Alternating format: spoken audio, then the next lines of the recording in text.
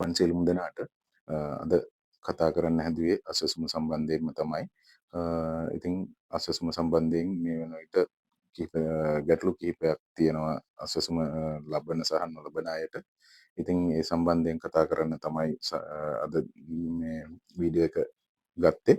ඉතින් අසසුම සම්බන්ධයෙන් ගැටලු තුනක් තමයි අතරම අද සාකච්ඡා කරන්නේ. ගැටලු තුන තමයි මේ වන විට 5000 දීමනාව ලැබෙන්නේ නැති කිහිප දෙනෙක් ඉන්නවා. ඒ සම්බන්ධයෙන් කතා කරන්නත් ඒ වගේම අසසම දැනට ලැබෙන දීමනාව මදි මදි කීප දෙනෙක් ඉන්නවා. ඉතින් කොටසක් ඉන්නවා ඒකට මොකද කරන්නේ කියන එකත් ඊට පස්සේ අසසම දෙවනි වටේට ඉල්ලුම් කරපු අයට තාමත් ඒ සම්බන්ධයෙන් මුකුත් දැනුවත් කිරීමක් නැති නිසා ඒ සම්බන්ධයෙන් මොකද කරන්නේ සහ ඒක දෙවනි වටේ ඉල්ලුම් කරපු අයට කවදද ලැබෙන්නේ කියන එක සම්බන්ධයෙන් තමයි අද වීඩියෝ එකේදී කතා කරන්නේ. ඉතින් මුල්ම ප්‍රශ්නේ ඇවිල්ලා අසසම ලැබුණු අයගෙන් 5000 මිත් එක්කල් ලැබුණු අයගෙන් කොටසකට 5000 දීමනාව ලැබෙන්නේ නැහැ මේ මාසේ ඉඳලා. ඒ තමයි මෙතෙක්කල් දැන් අසසුම කොටස් හතරක් තිබුණා. හතරෙන් 2500 5000 8500 සහ 15000 කියන කොටස් හතර තිබුණේ. ඒ ටික වැඩි කරා 2500 සහ 5000 කියන මුදල් ප්‍රමාණයට. ඊට පස්සේ 8500 10000 මුදල් ප්‍රමාණයට වැඩි කරා. ඊට පස්සේ 15000 17500 මුදල් ප්‍රමාණයට වැඩි කරා. ඉතින් ඒකෙන් 2500 ඉඳලා 5000ට වැඩි වෙච්ච අයට ගිය මාසේ ඉඳලා ඒ කියන්නේ 2025 අප්‍රේල් මාසේ ඉඳලා එතනින් එහාට ඒ කියන්නේ මැයි මාසේ මුදල ලැබෙන්නේ නැහැ. මැයි මාසේ ඉඳලා මුදල් ලැබෙන්නේ නැහැ. ඒක සුබ සාධක ප්‍රතිලාභ මණ්ඩලයේ හරහාම තමයි මම හොයාගත්තේ. ඉතින් ඒගොල්ලෝ කියපු විදිහට 2500 මේ වෙනකොට නවත්තලා තියෙන්නේ. ඊළඟට 5000 ඒ වගේම තමයි කලින් 5000 තිබිච්ච අයට ඒ විදිහටම 5000 ඉදිරියට යනවා. තාම ඒකත් නවත්තන දිනයක් නැහැ. 5000 සහ 8500 15000 ඔය තුනම ගැටලුවක් නැතුව ඉදිරියට යනවා.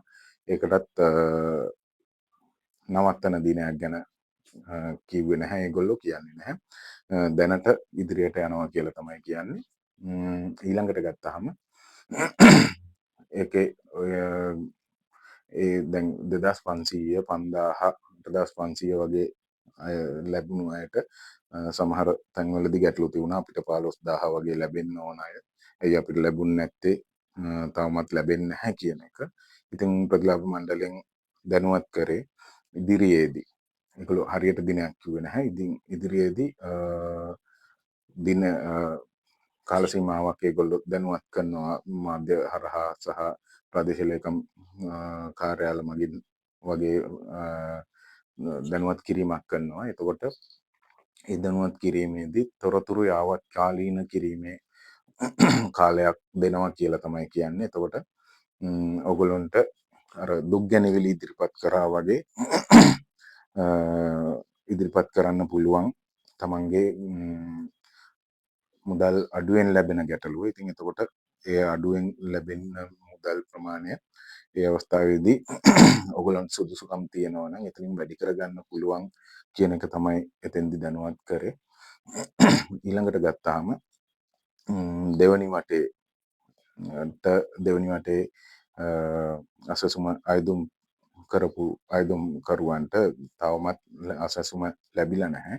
ඉතින් මේ දෙවනි වටේ අසසුම අයදුම් කරපු අයට ඉදිරි මාසය හෝ දෙක තුලදී ගැටලු ඒගොල්ලොන්ගේ තොරතුරු පද්ධතියට ඇතුළත් කරගෙන හැකියක්මනින්ම ලබා දෙනවා කියලා තමයි කිව්වේ. එතකොට ඒ සඳහා මාසයක් හෝ දෙකක කාලයක් යයි කියන එක තමයි කිව්වේ. හොඳයි. ඔන්න ඔය ටික තමයි අපිට අද සාකච්ඡා කරන්න තිබුණේ. ඉතින් මේ සම්බන්ධයෙන් ඔයගොල්ලන්ට ගැටලුවක් තියෙනවා නම් පල්ලෙහා කමෙන්ට් සෙක්ෂන් එකේ කමෙන්ට් එකක් දාලා අහන්න. අපි හැකි සෑම ප්‍රශ්නයකටම උත්තර දෙනවා. තමන්ගේ සමහර වෙලාවට සමහර තමන්ගේ නම එහෙම මේ ලියලා දාලා තියෙනවා අපිට නෑ මේක අපිට ලැබෙන්නේ නැත්තේ ඇයි කියලා වගේ. එහෙම නැතුව මේ තමන්ට තියෙන ගැටලුව මේ අපිට බලන්න පුළුවන් විදියට දාන්න. එතකොට ඒකට උත්තරයක් දෙන්න පුළුවන්. මේ ලැබෙන්නේ නැත්තේ ඇයි කියලා වගේ ප්‍රශ්න අහුවට නම් උත්තර දෙන්න හැටියක් නැහැ මේ සම්බන්ධයෙන්. ඒ කියන්නේ සම්පූර්ණයෙන් පොදුවේ උත්තරයක් දෙන්න පුළුවන් දේවල් වුණොත් අපි උත්තර දෙනවා. ඒ ඇරෙන්න අර වගේ ගැටලු වලට නම් උත්තර දෙන්නේ නැහැ. හොඳයි. එහෙනම් සියලු දෙනාටම බොහොම ස්තුතියි. අද වීඩියෝ එක මෙතනින් අපි අවසන් කරනවා.